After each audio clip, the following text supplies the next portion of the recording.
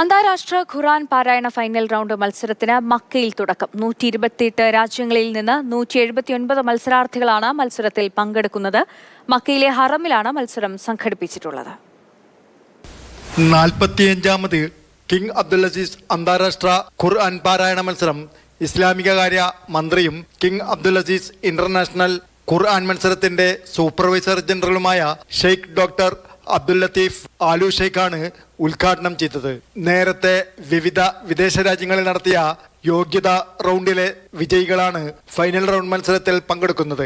മക്കയിലെ വിശുദ്ധ ഹറമിലാണ് final round മത്സരം നടക്കുന്നത്. 128 രാജ്യങ്ങളിൽ നിന്നുള്ള 179 മത്സരാർത്ഥികളുമായുള്ള ഫൈനൽ റൗണ്ട് മത്സരം 6 ദിവസങ്ങളിലായാണ് നടക്കുക. ഇത് 45ാം തവണയാണ് ഇസ്ലാമിക കാര്യ മന്ത്രാലയം മത്സരം സംഘടിപ്പിക്കുന്നത്.